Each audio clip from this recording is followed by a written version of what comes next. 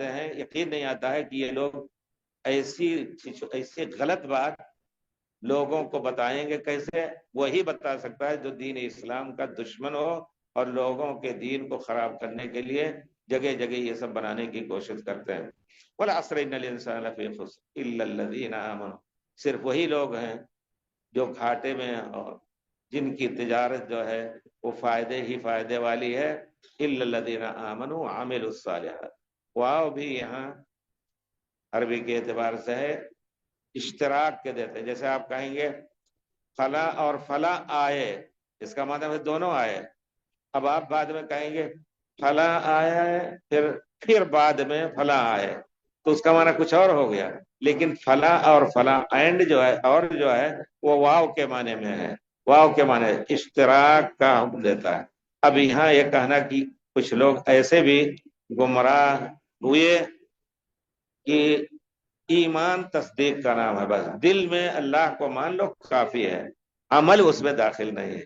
عجیب، کچھ لوگ ایسے بھی پیدا ہوئے، لیکن یہاں دیکھیے اللہ تعالیٰ دونوں کو اکٹھا بیان کر رہے ہیں۔ آمنوا وعملوا الصالحات، ہاں اللہ پر ایمان لاتے ہیں، اللہ واحد ہے لا شریک لہ ہے، محمد الرسول اللہ ہمارے رسول ہیں، لیکن اس کے تقاضے پر تمہیں عمل بھی کرنا ہے، نماز، روزہ، حج، زکوٰۃ، پھر اس کے بعد ایمان کا جو اصل جز ہے لا الہ الا اللہ، ملائکہ پر اور اسی طرح اللہ کے رسولوں پر، تمام رسولوں پر ایمان لانا ہے، اور اس کے بعد پھر آخرت پر ایمان لانا ہے، اور قدر تقدیر پر بھی ایمان لانا ہے۔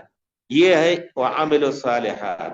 اب اگر کوئی یہ کہے کہ نہیں صرف دل میں اس کو تصدیق کر لو، ایسے گزری ہے جماعت جن کا نام مرجیہ سرجیہ کچھ رکھا جا رہا ہے، تو وہ لوگ گزر چکے ہیں، لیکن اس گزر نہیں چکے، انہوں نے جو یہ فتنہ اٹھایا اس زمانے میں بھی اس سے بڑھ کر کے لوگ مل رہے ہیں۔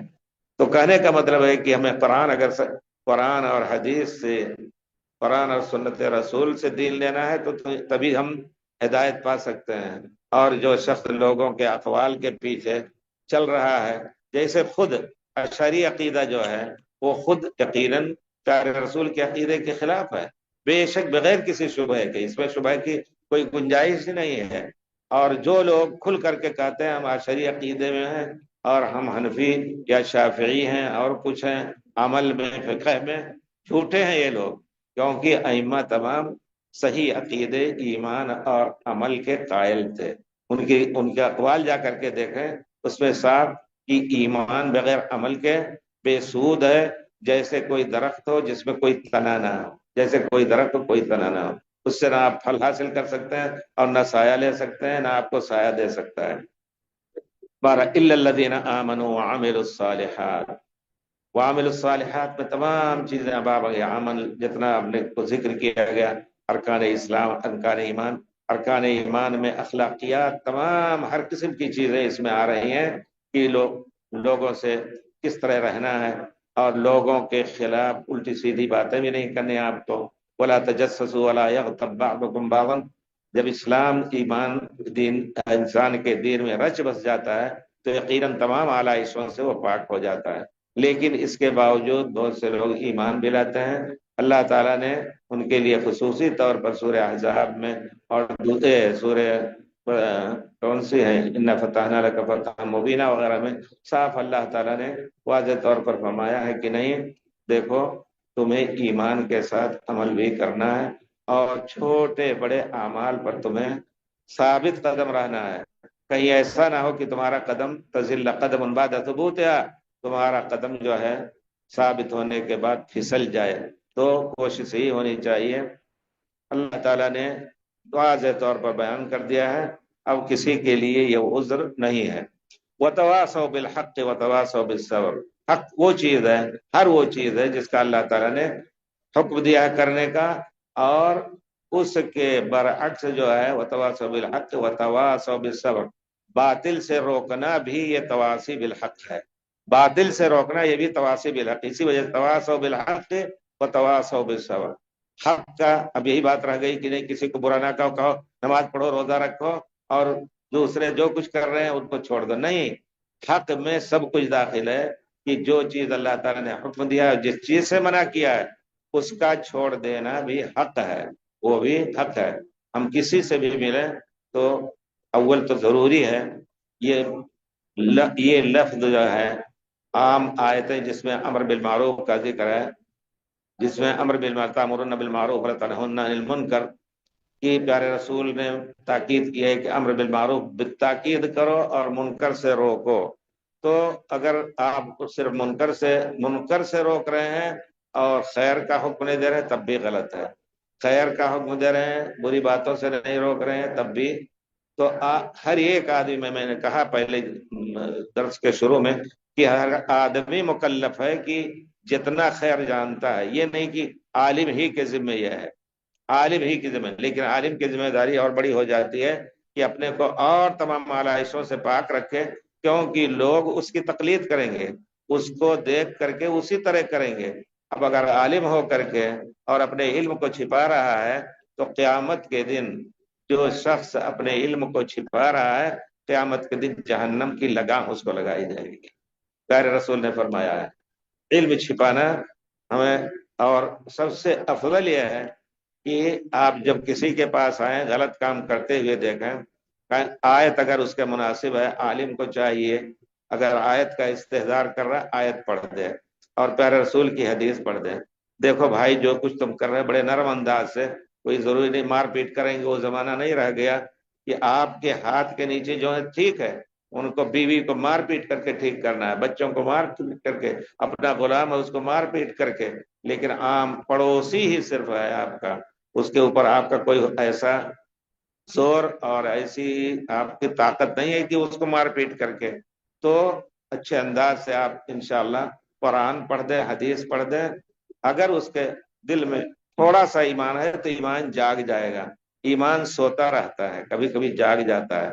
اب یہیں سے ایک چیز اور آتی ہے کہ ایمان گھٹتا بھی ہے بڑھتا بھی ہے، یزید و ینقص کی تعبیر ہمارے علماء کرتے ہیں کہ ایمان گھٹتا بھی ہے بڑھتا بھی ہے، کیونکہ آپ خود یہ نفسیاتی چیزیں ہیں، کبھی کبھی غم خوشی کوئی چیز سوچ کر کے خوشی بڑھ جاتی ہے اور کوئی چیز سوچ کر کے غم بڑھ جاتا ہے۔ اسی طرح جب آپ اللہ تعالیٰ فرماتے ہیں کہ جب ان کے وَإِذَا تُلِيَتْ عَلَيْهِمْ آيَاتُهُ زَادَتْهُمْ ایمانا، اللہ تعالیٰ کی آیتیں جب ان کے اوپر پڑھی جاتی ہیں تو ان کا ایمان اور مضبوط ہو جاتا ہے۔ بے شک مضبوط ہے، ایمان سوتا رہتا ہے پھر وہ جاگ جاتا ہے جیسے اللہ تعالیٰ کی آیتوں کو سن کر کے۔ تو ہونا یہ چاہیے بہرحال کہ ہر شخص تواصی بالحق یعنی نیک کام کے ساتھ برے کام کو چھوڑنے کا بھی تلقین کرتا رہے، اور یہ کوئی ضروری نہیں کہ عالم ہی ہو، ہم نے بار بار کہا ہے کہ ہر شخص کے اوپر فرض ہے کہ جس رب کی عبادت کر رہا ہے، جس پیارے رسول کی اطاعت کر رہا ہے، ان کے بارے میں معلوم ہو کہ ہمیں کیا کرنا ہے، اتنا ہی جو معلوم ہے اس کو لوگوں تک پہنچانا اس کے اوپر واجب ہے، بلغوا عنی ولو آیۃ کے تحت۔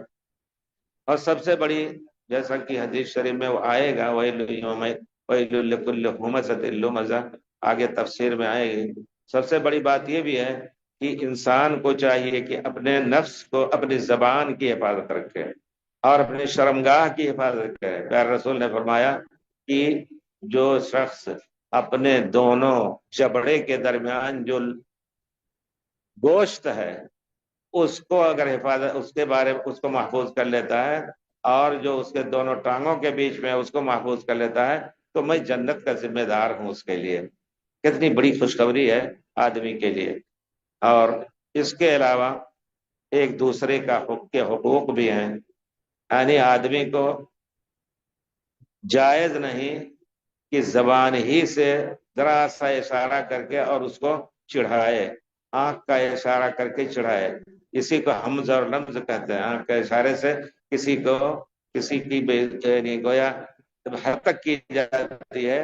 یہ بھی تمام اخلاقیات جتنے ہیں وہ سب حق میں داخل ہو غیبت کے بارے میں خاص طور پر، کیونکہ اس کا بہت بڑا نقصان ہے۔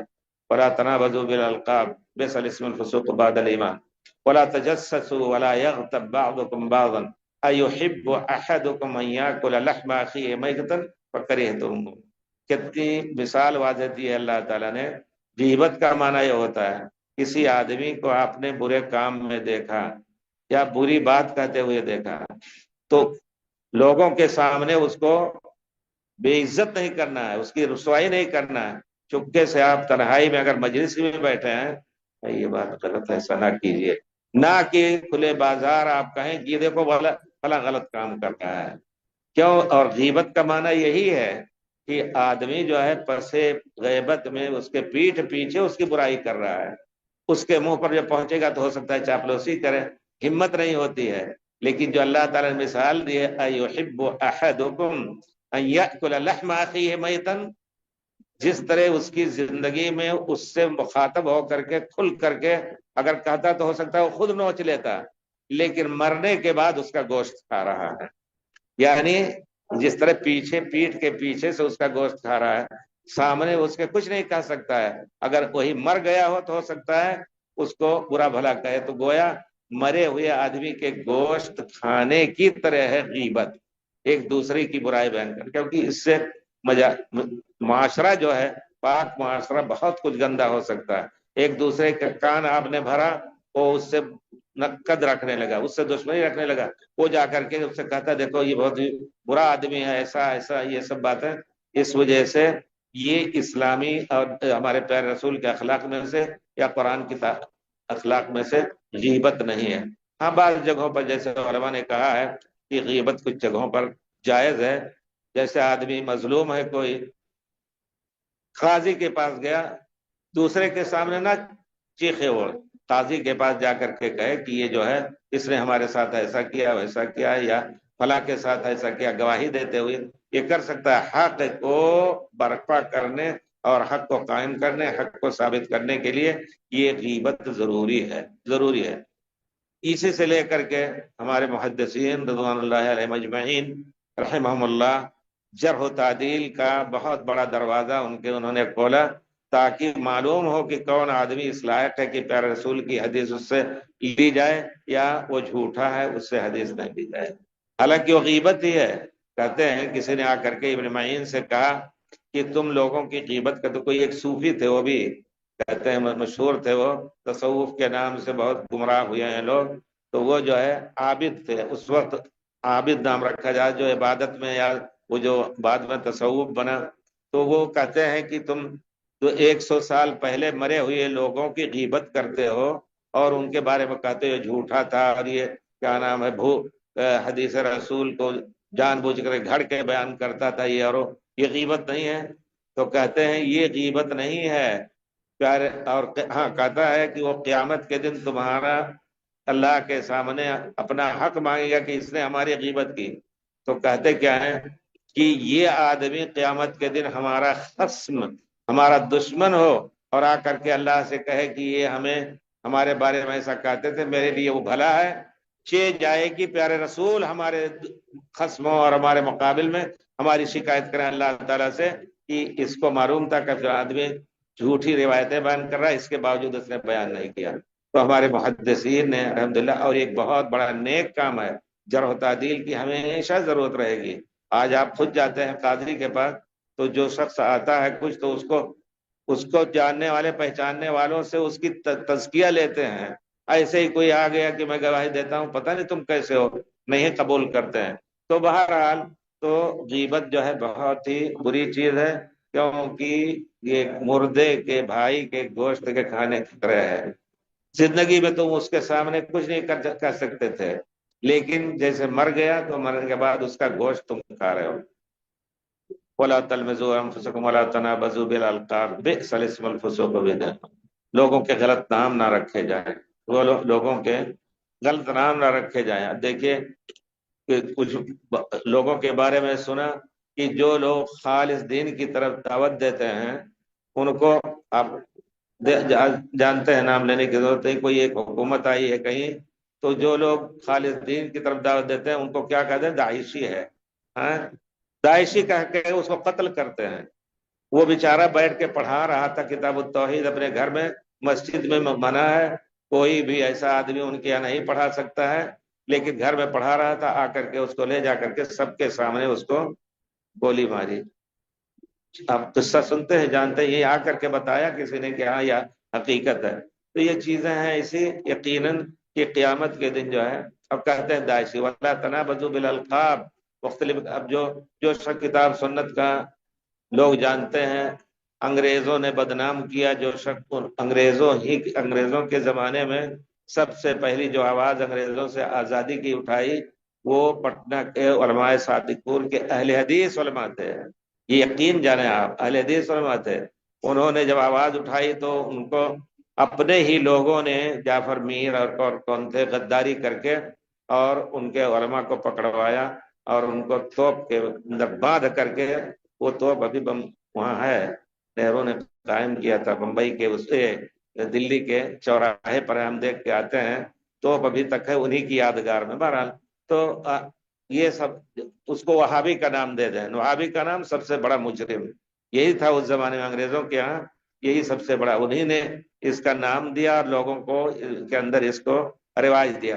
وہ انگریزوں کے بچے اب بھی جو ہیں وہ اسی کو لے کر کے، جو کتاب سنت کی دعوت دیتا ہے، ان کو کافر کہتے ہیں، اور صلاۃ ورائی سے کہتے ہیں۔ وصلی اللہ علیہ خیر خلقہ محمد مولا۔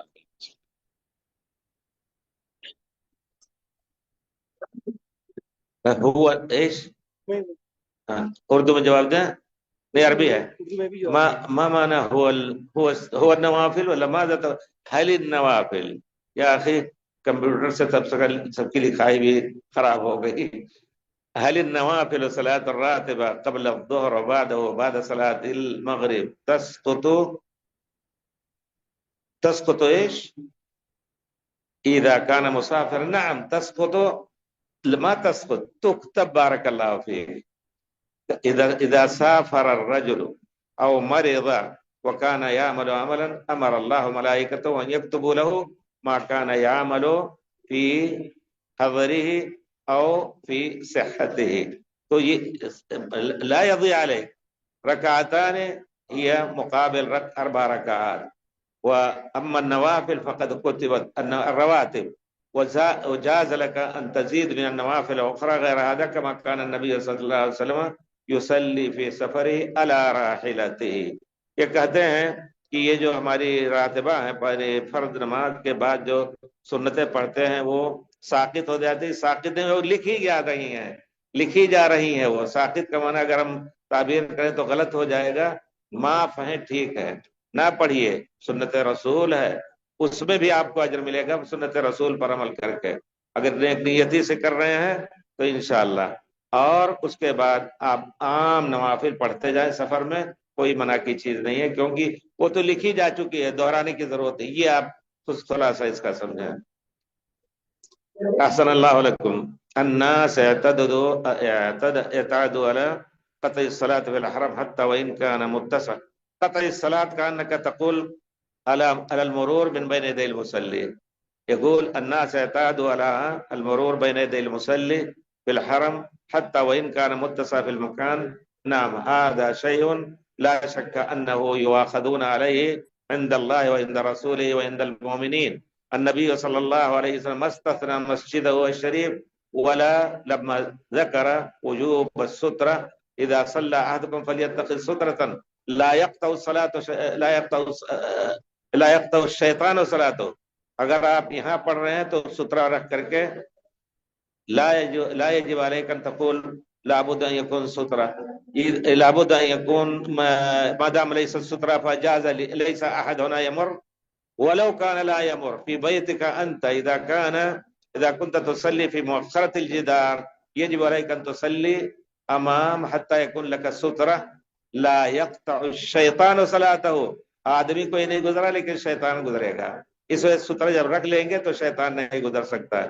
الناس اعتادوا وإن كان في المكان متسع للمرور، في الحقيقة لا يجوز التساهل فيه، ينبغي للإنسان أن يتحرى المرور، لو وقف دقائق ربما يفرغ منه، لو يعلم المار ما بين يدي المصلي ماذا عليه لكان أن يقف 40 خير له من أن يمر۔ 40 دن، 40 گھڑی، 40 ساتھ پوچھ رہے ہیں کتنا، 40 گھنٹے بھی اگر کھڑا رہے تو اس کے لیے اچھا ہے، اس وجہ سے یہ گناہ اٹھانے کی کوشش نہ کریں۔ یجب علیکم ان تحذروا من هذا ولا تمروا من بين يدي المصلي، لا يجوز التساهل في المرور بین یدی المصلی ای وان کان فی الحرم مکی او الحرم مدنی وبعضهم عمما قال مکہ كلها يجوز المرور ليس هذا كله خطأ خلاف سنت رسول اللہ صلی اللہ علیہ وسلم. تو بہرحال مصلی کے سامنے سے گزرنا بہت بڑے گناہ کی بات ہے. آدمی دور سے چلا جائے اس کے کم سے کم رکوع اور سجدے کی جگہ سے اگر نہیں گزر رہا ہے تو گناہ نہیں ہوگا انشاءاللہ. ہاں اگر جماعت کھڑی ہے تو ان کے آگے سے آپ بے شک گزر سکتے ہیں جیسا کہ صحیح حدیث میں ثابت. بھائی پوچھ رہے ہیں توحید پوری طرح پکی ہونی چاہیے قرآن حدیث کے مطابق، مگر بعض ملکوں میں کچھ لوگ جو دشمن اسلام ہیں وہ کسی کو پکڑ کر کے اور کہتے ہیں کفر کا کلمہ بولو، لا الہ الا اللہ سے انکار کرو یا اور کوئی. تو کیا ایسی حالت میں اس کے لیے جائز ہے؟ یہی آیت ہم نے پڑھی ہے کہ اگر جان بچانے کے لیے آدمی ایسا کر رہا ہے اور اس کا دل ایمان سے بھرا ہے وقلبہ مطمئن بالایمان، جان بچا لینا جائز ہے. لیکن اس سے بڑھ کر کے اگر وہ عزیمت، ایک چیز ہوتی ہے عزیمت واجب پورے طور پر، اور یہ ایک چیز ہے رخصت، تو اللہ نے رخصت دی ہے. لیکن اگر وہ شخص پورے عزیمت کے ساتھ کہے کہ نہیں ہمیں قتل بھی کر دو تو ہم لا الہ الا اللہ کے علاوہ اور کچھ نہیں بولیں گے، کفر کا کلمہ نہیں بولیں گے، تو وہ بھی اس کے لیے بہت بڑا درجہ ہے اللہ تعالیٰ کے ہاں. تو بہرحال جان بچانے کے لیے آدمی کفر کا کلمہ بول سکتا ہے. ان کو جیسے وہ ہمارے ساتھ کر رہے ہیں ان کو دھوکہ دینے کے لیے دل میں ایمان ہے لیکن نکل جائے ان سے تو جائز ہے. بارک اللہ فیکم. کیا ایک سفر میں 2 یا 3 عمرے کرنا ہے؟ یہ سوال پتہ نہیں کہاں سے اٹھ رہا ہے. ایک سفر میں لوگ کہتے ہیں کہ پیارے رسول نے ایک سفر میں ایک ہی عمرہ کیا ہے تو اس وجہ سے جائز نہیں. یہ بہت مشہور کر رہے ہیں. ہمارے خیال سے گروپ والے جو ہیں ان کا کچھ فائدہ اس میں گروپ والے فائدہ ہے ان کا، کو کہتے ہیں ہمیں لے چلو طائف لے چلو، ہم جا کے یہاں سے عمرہ کریں گے اور کچھ بچاتے ہیں. دیکھیے پیارے رسول اس وقت دشمنوں میں گھرے ہوئے تھے اور جہاد کے اس میں رہ کر کے جب اطمینان جب تک نہیں ہوا تب تک آپ کو موقع ہی نہیں ملا کہ آپ دوسرا عمرہ تیسرا عمرہ کریں. لیکن آپ کا قول مبارک جو ہمارے لیے کافی ہے، العمرۃ الی العمرۃ کفارۃ لما بینہما، ایک عمرے کے درمیان جتنے گناہ ہیں دوسرے گناہ کے درمیان تو تمام گناہ معاف ہو جاتے ہیں. اس کی بنا پر آپ کو اجازت ہے کہ آپ مکے میں ہوں یا کہیں بھی ہوں آپ 2-4 عمرے کر سکتے ہیں. لیکن شرط یہ ہے جیسا کہ امام احمد بن حنبل سے پوچھا گیا کہ ایک عمرے کے بعد دوسرا عمرہ کب کریں، تو کہتے ہیں کہ 10 دن کے بعد، یعنی جب بال بڑے ہو جائیں مڈانے یا کٹانے کے لائق. آج ایک جگہ مڑا دیا آپ نے، دوسری جگہ ایمانی لوگ کرتے تھے، آج عمرہ کیا اور ایسے ہی مڈایا، دوسرے دن اتنا مڈایا، تیسرے دن یہ بھی شرعی طور کا مخالفت ہے. نہا رسول اللہ صلی اللہ علیہ وسلم عن القزع، کچھ بال مڈا کر کے کچھ چھوڑ دینا، اس سے بھی پیارے رسول نے منع کیا. بہرحال تو آپ کر سکتے ہیں لیکن شرط یہ ہے کہ آپ میقات جائیں، تنعیم نہیں یا جیرانہ نہیں، کیونکہ یہی حضرت عائشہ رضی اللہ تعالیٰ عنہ جن کی وجہ سے مسجد عائشہ ہے پیارے رسول کے بعد، اور کسی نے انکار نہیں کیا صحابہ نے، پیارے رسول کے بعد حج کرنے آئیں اور یہاں آخر ذی الحجہ تک بیٹھی رہیں. آخر ذی الحجہ میں نکل کر کے جحفہ گئیں، وہاں سے احرام باندھ کر کے آئیں. اب آپ دیکھیں گے ایک عورت ذات پیارے رسول کی زوجہ مطہرہ، ان کو اکیلے کوئی نہیں چھوڑ دے گا سفر میں، ان کے ساتھ کتنے لوگ گئے ہوں گے، ان کا کوئی محرم یا ان کے ساتھ خادم اور کیا نام ہے اونٹ کا کجاوا. روایتوں میں آتا ہے کہ انہوں نے کہا تھا کہ تم لوگ کجاوا کسنے والے تم لوگوں کے لیے جائز ہے کہ تم بان پہن لو، یعنی جیسے اگر کھلا رہے گا چڑھتے اترتے پردہ فاش ہونے کا خطرہ، تو گویا حضرت عائشہ سب کو لے کے گئی ہوں گی. اگر یہیں سے جائز ہوتا تب کیوں کرتے. اس کے بعد پھر حضرت عبداللہ ابن عمر اور حضرت عبداللہ ابن زبیر مکے میں تھے، جا کر کے وہاں ذوالحلیفہ سے انہوں نے احرام باندھا، مدینے میں داخل بھی نہیں ہوئے، وہاں سے. اس سے مسئلہ یہ بنتا ہے کہ ہم بڑے میقات جائیں، عام لوگوں کے لیے نہیں. یہ مکے والوں کے لیے ہے کہ حدود حرم سے کہیں باہر یا تنعیم سے اگر عمرہ کرنا چاہیں تو کریں. نہیں، بال بڑے ہو جائیں مڈانے کے لائق تب کریں یا کٹانے کے لائق. बहरहाल देखिए, अल्लाह खैर करे। क्या शेख, ये तो फोटो लेना है, वीडियो लेना है। फोटो और नहीं, अगर बाल बढ़ाने के लायक कुछ भी हो गए हैं तो कर सकते हैं इंशाल्लाह। एक ऐसी चीज है कि जिसके बारे में ये नहीं कहा जा सकता कि नहीं, 10 दिन ही, एक राय उनकी है। अगर बाल जैसे आप इस वक्त मुड़ा सकते हैं इसको इंशाल्लाह। निकल कितने दिन हुए हैं, कितने दिन हुए इस पर? 2 दिन हुए, तीसरे दिन जाएंगे और बड़ा हो जाएगा। बहरहाल फोटो और वीडियो कोई भी है, बगैर जरूरत के उसको बनाना आजकल बहुत ही इसको ऐसा आम कर दिया है कि झूठ उल्टा, इधर खड़े होकर के हाथ फैला करके उधर से फोटो ले रहे हैं, और इधर काबा के कंगूरे, मस्जिद हराम के कंगूरे सिर्फ नजर आते हैं।